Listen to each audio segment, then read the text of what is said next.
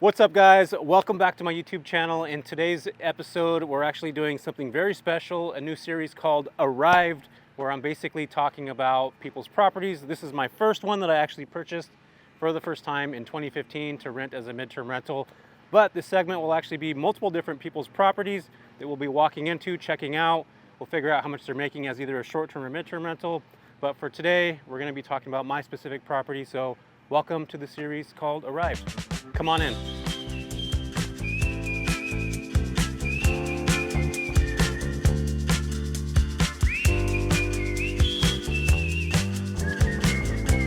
What's up, guys? Welcome to my channel. Thank you so much for being here. And if you could do me a huge solid and like and subscribe, I would really appreciate that. That helps with the algorithm. Plus, I'll keep making these videos. But also, I'm here to talk to you guys about why I purchased this property back in 2015 and how I purchased it. There's a pretty big backstory to this entire thing, which some of you might have heard before, but let's break into it. If you guys listened to the Bigger Pockets episode 228, sorry, is it 228? Episode 728, I talked about running into a travel nurse. Her name was Barbara, and she had this fantastic accent from the Midwest. And Micah, do you know, can you say anything in the Midwestern accent? Howdy. That's Texas, brother. But anyway, she said things like, don't you know? And isn't she a doll? Midwestern farmer's daughter, Americana. And I was actually drawn to her specifically because of that accent. And here in California, everybody says dude and broman and howdy, just like Micah did. So I was actually drawn to her, and I ended up finding out that she was a travel medical professional working on assignment in Modesto, and she was staying at the shittiest motel in the Central Valley, which was Motel 6. Which is also a home for a lot of prostitutes and drug dealers. Ew.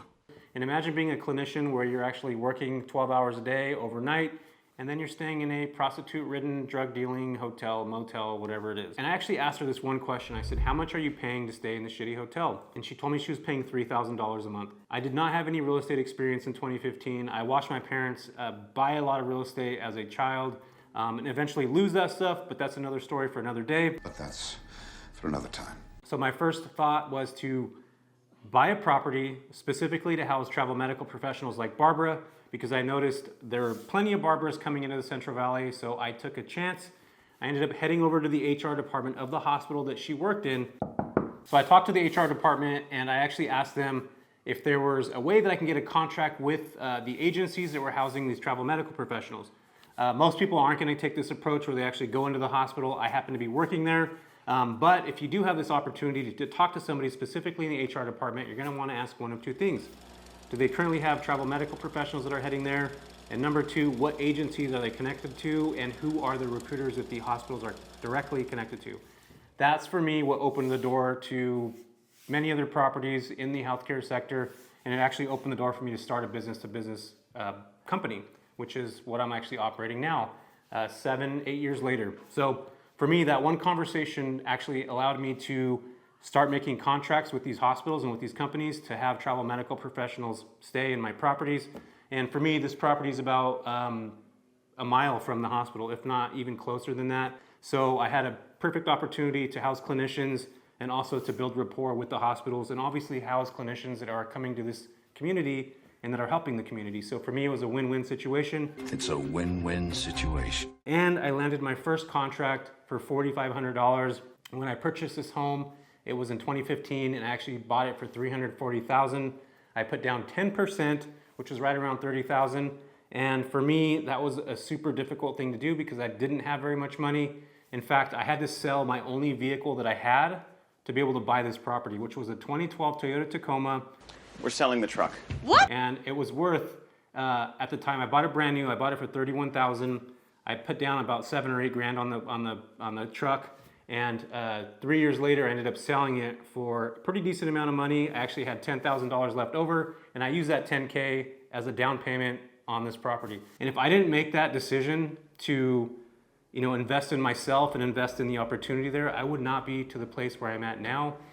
So for me, taking that bet on myself was a huge, huge thing when, in fact, my family didn't want anything to do with me housing professionals or getting into Airbnb. They thought I was an idiot. They were like, why would you ever do something like this? Who the hell wants to stay in Modesto? And yeah, I did it anyway because I believed in the opportunity. I believed in what I was able to do at that specific time. And if I didn't take that risk and sell my truck in order to get this place, I wouldn't have this successful business that I have today. So bet on yourself. As you guys can see, this property is not this exclusive, beautiful resort style home. It's just basically a standard 3-bedroom, 2-bath home in Modesto, California, in one of the nicest neighborhoods, which is over by the college. And this is one thing that I want to make sure that I let everybody know is that you don't have to buy these extravagant homes to make money. In fact, this property here is a very standard home, but we have it feeling pretty comfortable. It feels like an actual home that people live in. It feels homey, if that's even a word, homey, homes, home dog. What's up, little homie? Something of that type of homish. What, is that even a freaking word, dude? Homie? Homie? I think it's a word. Okay. I mean, you guys can leave a comment down below if it's not a word or not. But anyway, this house feels comfortable. It feels like where somebody actually lives. So that's one of the differences between like Airbnb and midterm rentals is this property feels like somebody lives here, whereas sometimes Airbnbs can feel very staged. They feel like they're not actually, they're sterile. And one of the things that I think is really important getting into a midterm home is that the house actually feels homey or home, fuck, I hate that word. Feels comfortable. Feels comfortable. Yeah, that's exactly the word I was looking for, which is the most basic word ever, comfortable. Thank you, Micah, for that. So you don't have to go and buy these crazy properties that are gonna do extremely well as a midterm or short term. You could just buy a very standard home. And I think, again, going back, if you look at this house, you know, we have nice color palettes throughout the home. We have, you know, nice decor that's put inside. We have specific lamps that were bought for this home. So it does have a little bit of character to it. In fact, this house was built in 1930. And it still has the original floors that we redid. So it has that charm from an older type property, but again, it's refurbished and kind of redone. So it feels like a newer home, but still has that aesthetic of an older time, you know, an older, what's the word I'm looking for? Nostalgic? I don't know. Nostalgic, nostalgia, fuck. It basically ghosts live in this house is what I'm trying to say. It has the feeling that ghosts live here. Oh, look, it's Casper. What am I looking for right now? It's a house with some character. That's it right there. So basically what I'm trying to say is this house has character to it. Even though it is a very simple cookie cutter 3-bedroom, 2-bath, it has character. And for me, I don't think you need to go crazy overboard with a lot of properties. As you can see, it's not crazy overboard. In fact, it cost me about $12,000 to furnish this place. This couch that I'm sitting on is still from 2015. I actually bought it at IKEA, and it was the most expensive couch that IKEA had back in 2015. And I think I paid about $3,000 for this couch. Still in good condition, super comfortable. It's held up for 8 years. There's no more stains on it because we get these cleaned. Actually, I'm lying. Look at this stain right here. Please make sure that we send a note to the cleaner. That's going to be an issue. So you guys are probably wondering how much money am I actually making from this property or a very basic-ish type property like this.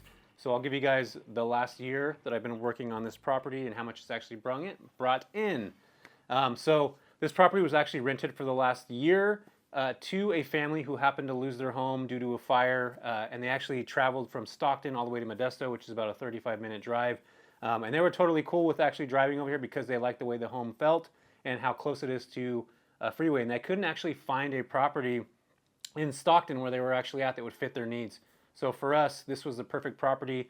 I ended up walking that family through a year ago. They loved the place. The insurance company is paying me $7,500 a month for the last year.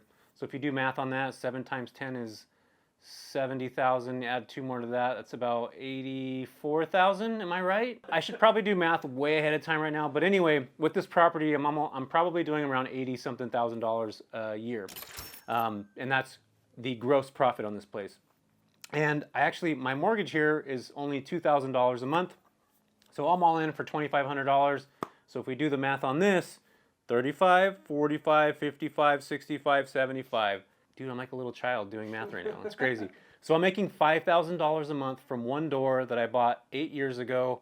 And if you can imagine having just 2 of these, being able to cash flow $10,000 a month, that can be life-changing for a lot of people. So again, you don't have to have these extravagant, beautiful homes, but you should have a place that is next to a hospital that is feels very homey. So I think what I want everybody to realize from these properties is, again, you don't have to spend a ton of money getting them together. They do need to look well. They need to be designed well. They definitely need to have a feeling of sense of place, and they need to feel comfortable to be in. Unlike the short-term rental industry, again, I'm going to drop this again, that they look very staged. They don't look like they're actually people living there.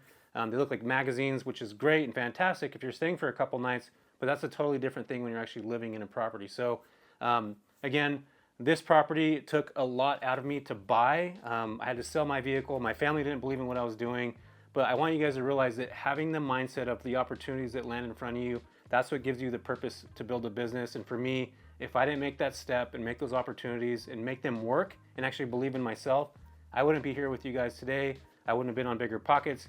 I wouldn't be making over $1 million on the properties that I have. And that's gross, by the way, that is not net. So for me, just taking that one chance, being in this home is super nostalgic for me because it did take a lot of work to put together. It took sacrifices, but I'm here to tell all of you guys that you can potentially build something fantastic too if you learn the right way. And if you want to learn the right way, I actually have a mentorship where I actually teach people how to get into this program, how to get into the midterm environment, connecting directly with businesses. So I'll leave a link down below and join over 200 people that are actually in this space learning about how to build midterm rental businesses, directly going to the business-to-business model. So if you're interested in that, leave a comment down below. If you found this valuable, leave a comment down below. And if you want to learn more, leave a comment down below too. We'll see you later.